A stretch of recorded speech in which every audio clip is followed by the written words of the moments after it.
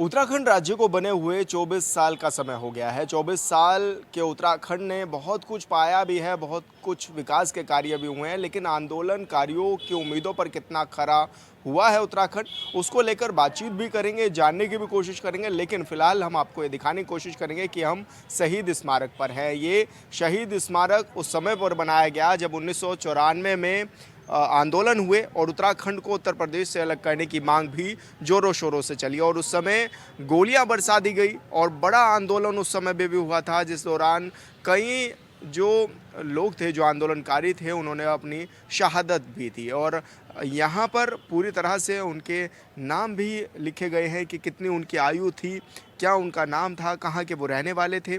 जो आंदोलनकारी थे, जो इस आंदोलन में शहीद भी हो गए थे, जिन्होंने अपनी महत्वपूर्ण भूमिका निभाई थी ताकि उत्तराखंड एक अलग राज्य बन सके और उत्तराखंड में जो नया जो चीज़ें हैं वो दर्शाई जा सके, चाहे वो रोज़गार के मुद्दे हो, चाहे वो पलायन कम करने के मुद्दे हों, कई तरह के मुद्दे थे और नए राज्य की मांग भी थी। और 1994 में आंदोलन हुआ था, बहुत बड़ा, बहुत व्यापक स्तर पर आंदोलन हुआ था। मैडम, उस समय आपने भी देखा किस तरह से एक बड़ा आंदोलन हुआ था, किस तरह का वो आंदोलन भी था 1994 में जब हम उत्तर प्रदेश से उत्तराखंड के अलग करने की मांग कर रहे थे। बेटा, पहले तो मैं इन शहीदों को सतत प्रणाम करती हूँ और यही कहना चाहती हूँ कि अब तो सब लोग मोबाइल फ़ोन वाले हो गए।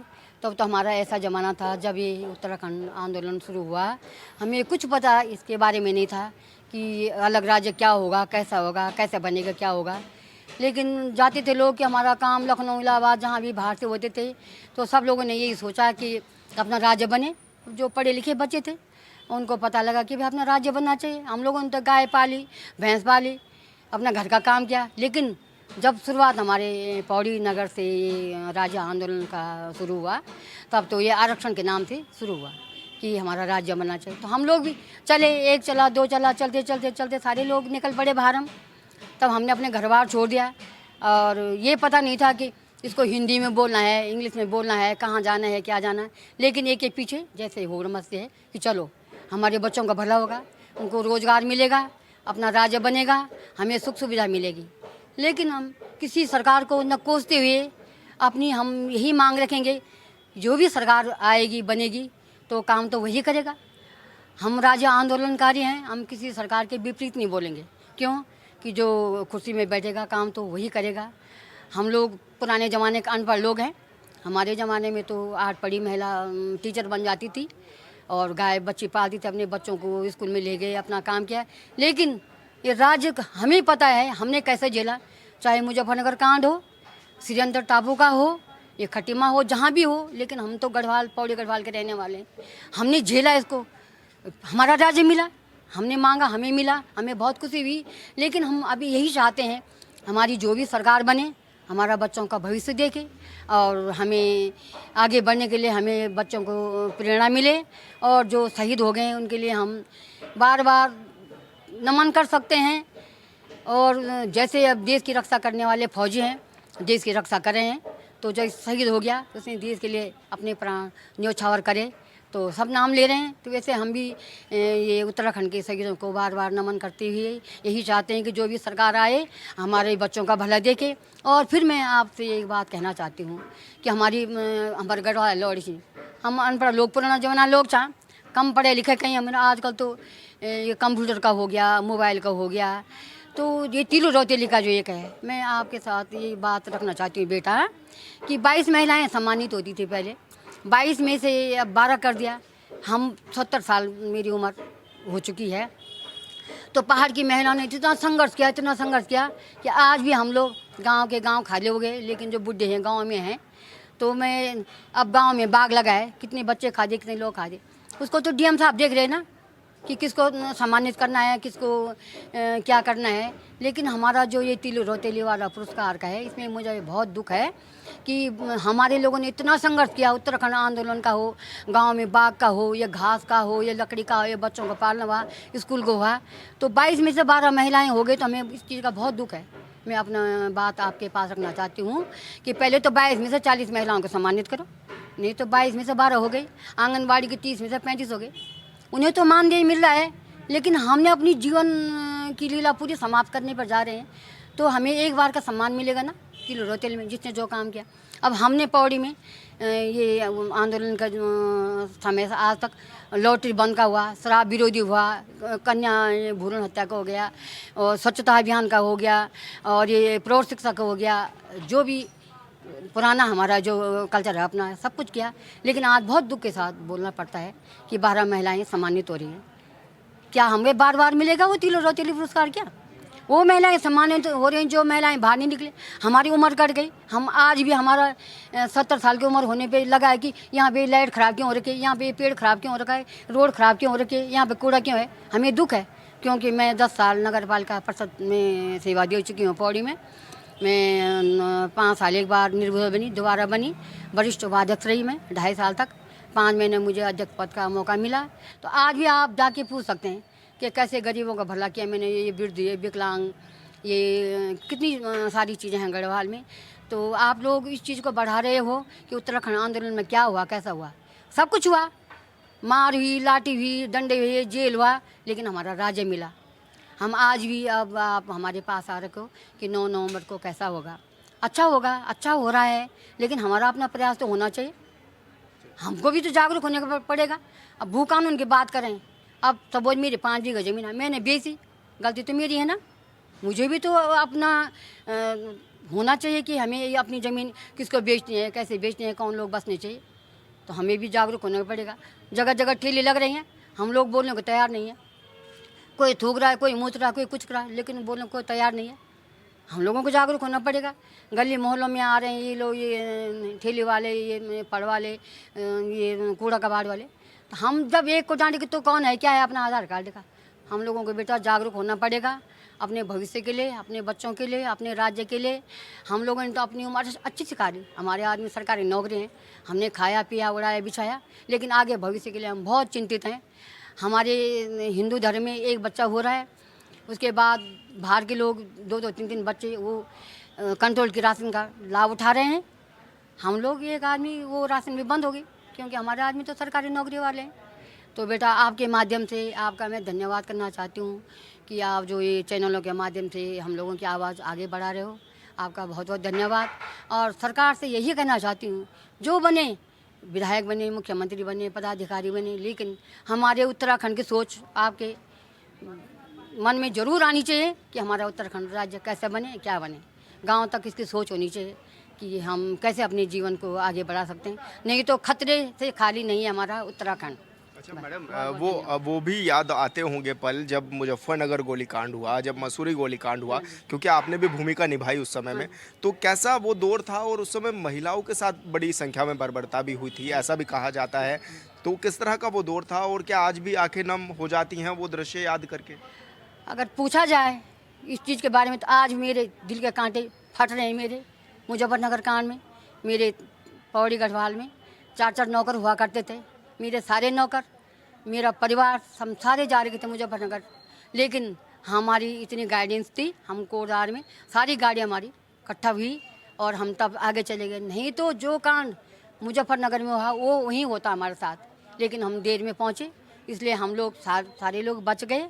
और ये मुजफ्फरनगर में जो कांड हुआ, हमें सुबह 4 बजे पता लगा वहाँ पे कि ऐसा ऐसा हो रहा है और बहुत अत्याचार हो गया। तब हम लोग जब दिल्ली पहुँचे तो घर आते समय हमारे को जो बीती उसको हम आपके पास बयान नहीं कर सकते बेटा।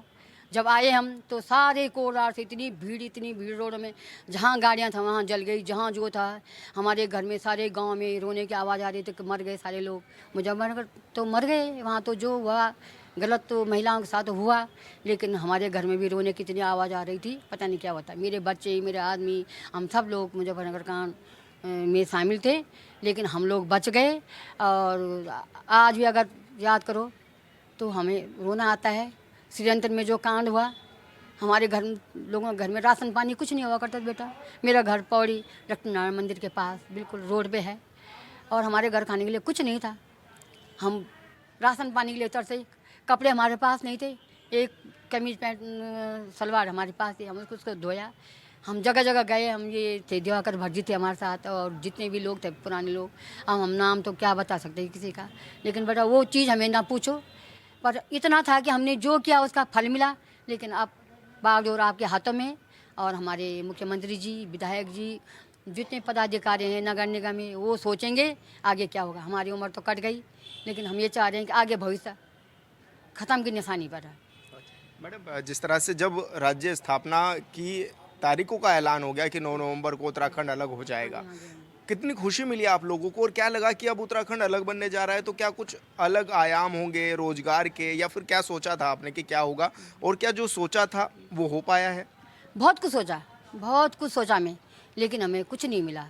आंदोलनकारी जितने यहाँ पे इकट्ठे हुए, जब हमें कुछ नहीं मिला कि राज्य बन गया, हमारे बच्चों का आज तक कोई नौकरी कोई कुछ नहीं मिला।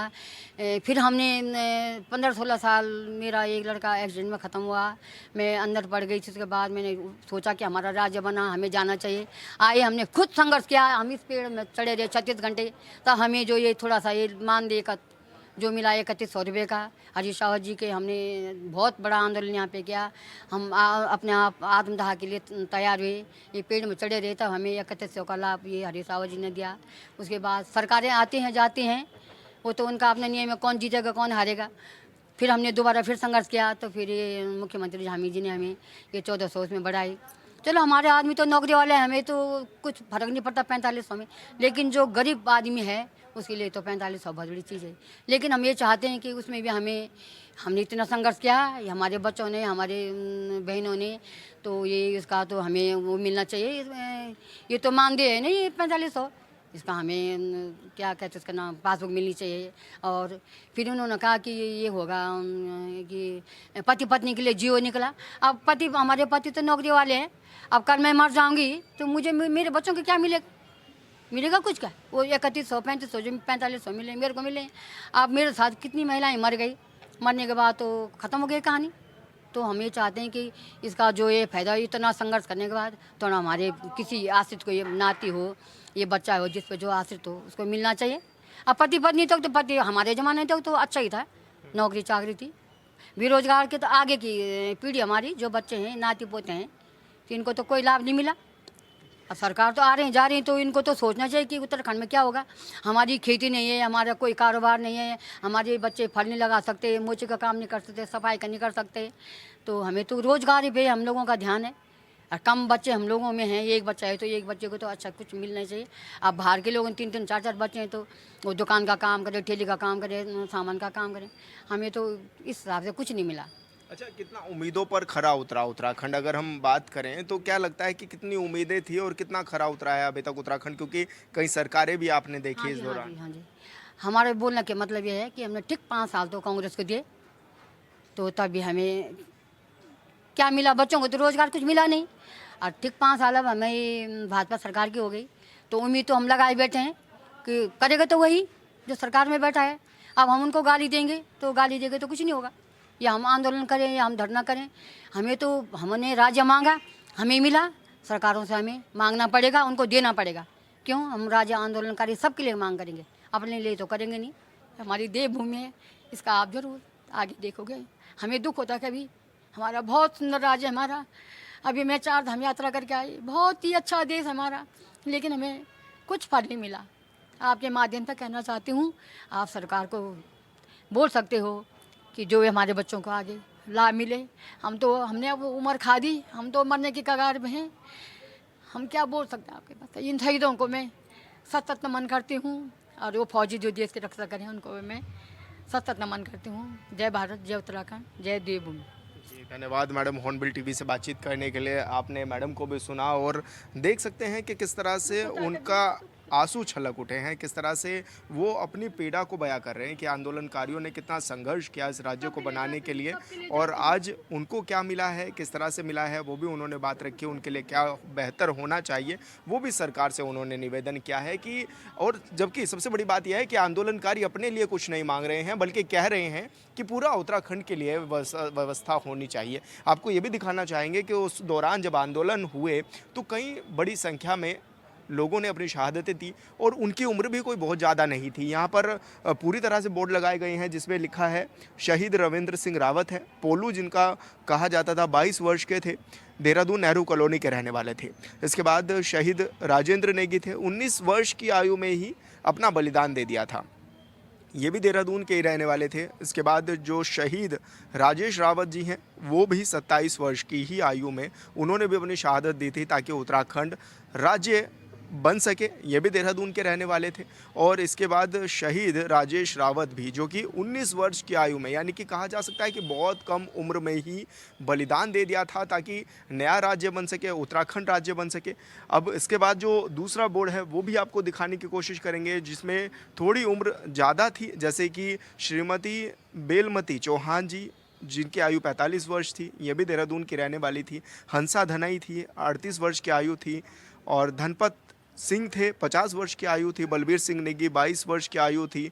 मदन मोहन ममगई, 45 वर्ष की आयु थी। और शहीद राय सिंह बंगारी, 54 वर्ष की आयु में इन्होंने अपनी शहादत दी थी। और इस दौरान महिलाओं ने भी बढ़ चढ़कर हिस्सा लिया था। इसके बाद अगर देखा जाए तो यहाँ पर फिर शहीदों को सम्मान देने के लिए, उनको सम्मानित करने के लिए यहाँ पर उनकी मूर्तियाँ भी बनाई गई।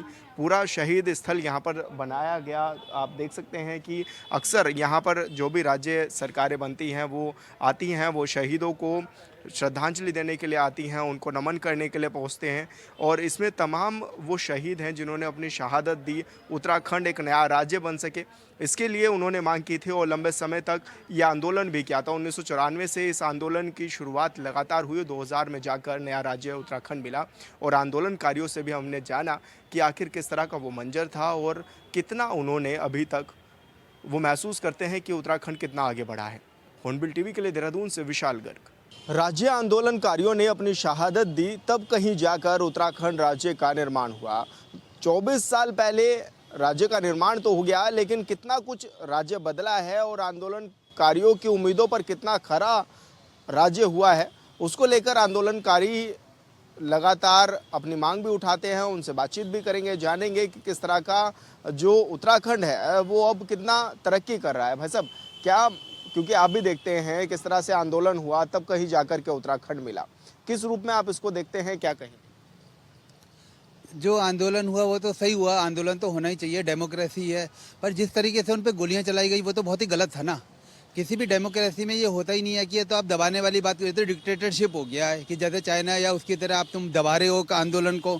अगर वो जा रही थी ना बसें, आप रात को रोक रहे हो, उनमें महिलाओं के साथ रेप कर रहे हो, तो ये तो कोई वही नहीं है ना। सभ्य समाज की कहाँ वो परिभाषा रह गई इसमें ना। अगर आप रात को, वो भी यूपी के मुख्यमंत्री जी ऐसा कर रहे हैं, तो जो हुआ बहुत गलत हुआ, मतलब ना ये तो होना ही नहीं चाहिए था। डेमोक्रेसी जगह में तो बिल्कुल भी इसके लिए कोई जगह ही नहीं है।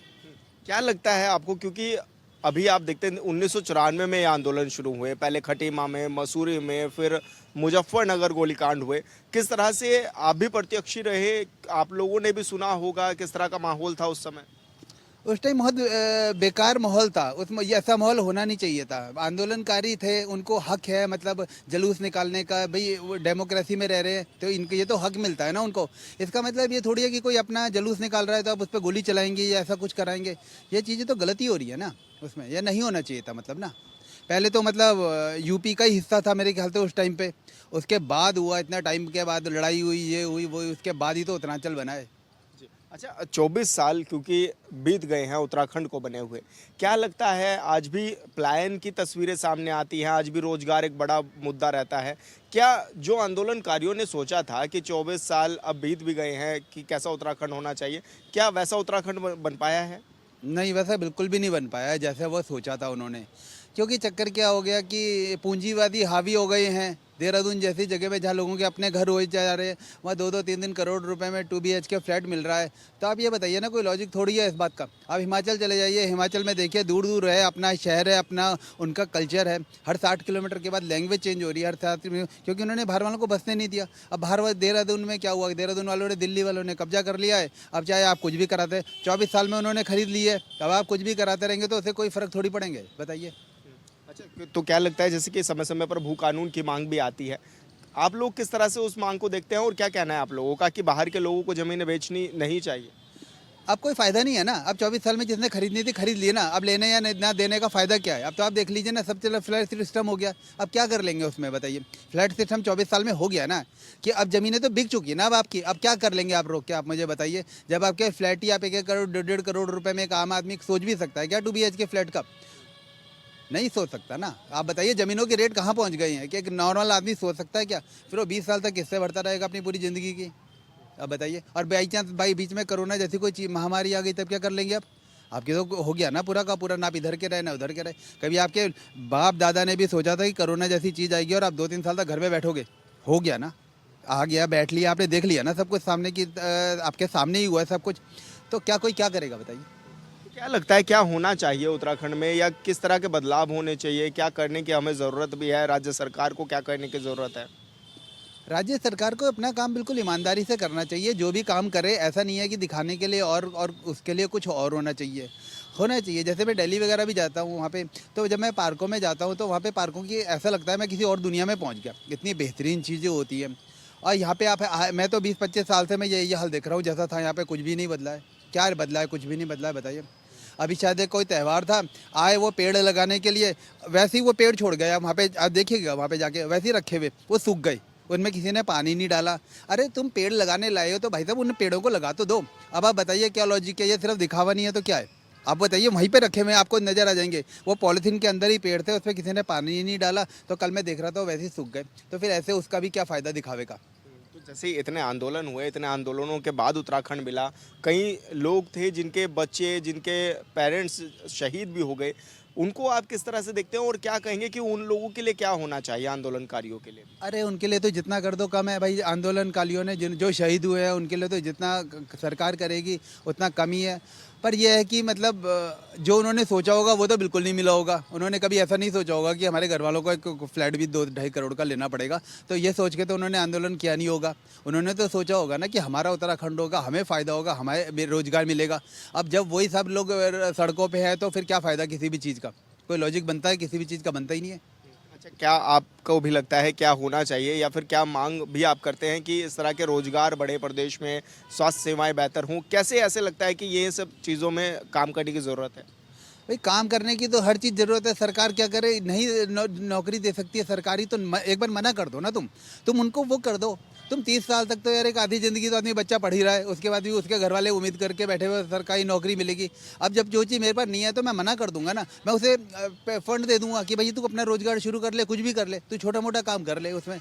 अगर कोई छोटा मोटा भी काम करता है, कोई भूखा तो मर नहीं रहा है आज की डेट में।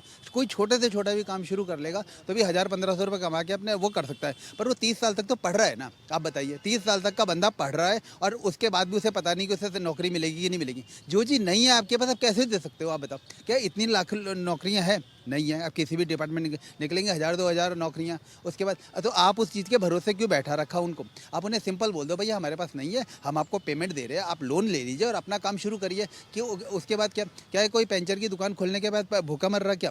वो 2-2,500 रुपये नहीं कमा रहा वो, उसको क्या है? कोई भी काम करने के लिए आपको एक सीखने के लिए सिर्फ 1 साल का ज़रूरत होती है। कोई भी काम करने के लिए, चाहे कंप्यूटर हो चाहे कुछ भी हो, तो आप वो काम करिए ना। आप क्यों अपने वो आधी 50 साल की आपकी ज़िंदगी है, 30 साल तक आप पढ़ने में लग रहे, फिर भी पता नहीं आपको नौकरी मिलेगी कि नहीं मिलेगी? तो बताइए, इलॉजिकल चीज़ है कि नहीं है? अगर कोई आदमी 10 साल के बाद 10th के बाद पढ़ने में कोई फिजिकल वैसा कोर्स कर रहा है, तो उसके बाद जब वो 12th करेगा तो कोई काम करके पैसा कमा सकता है ना। अब बताइए, अब वो 30 साल तक तो घर वालों पे डिपेंड है यार। क्या लॉजिक बनता है बताओ? 30 साल तक घर वाले ही पढ़ा रहे होते, फिर तो उसकी फिर शादी भी कर देंगे, फिर उसके बच्चों को भी पढ़ाएंगे, उसकी बीवी को भी उनको पाल लेंगे। तो कोई तरीका ही नहीं है किसी चीज़ का। ऐसा सरकार को बोलना चाहिए कि भैया ऐसा है, आप लोन लो, उनको लीगल तरीके से ईमानदारी के साथ लोन दे 2-3 लाख रुपए कि आदमी भैया अपना कोई काम शुरू कर लो, छोटा मोटा मत करो, इज्जत मत देखो, अपना एक ढंग से काम कर लो और उसके बाद अपनी रोजी रोटी कमा लो। कोई दिक्कत ही नहीं है। क्या दिक्कत आ गई बताओ? अगर कोई आदमी काम कर रहा है, उसकी जेब में 2 पैसे पड़े हुए कुछ, तो इज्जत से जी सकता है ना। अब वो दिखावा कुछ भी कर ले, पढ़े, अगर उसके जेब में पैसे ही नहीं है तो वो क्या कर लेगा बताओ? पढ़ाई के साथ पैसा भाई, आदमी पढ़ता है पैसा कमाने के लिए तो है, और किस लिए पढ़ रहा है? निचोड़ तो पैसा ही है ना। तो भैया सरकार को ऐसा करना चाहिए कि इन्हें छोटे छोटे लोन दे दे कि भैया काम करो अपना और अपना आगे बढ़ो। क्या दिक्कत है? उत्तराखंड को भी आगे बढ़ाओ।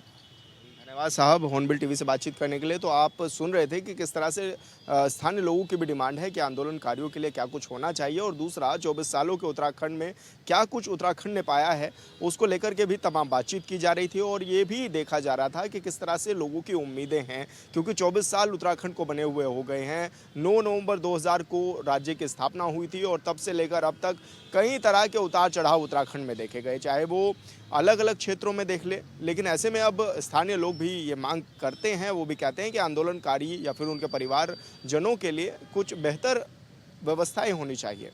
हॉर्नबिल टीवी के लिए देहरादून से विशाल गर्ग।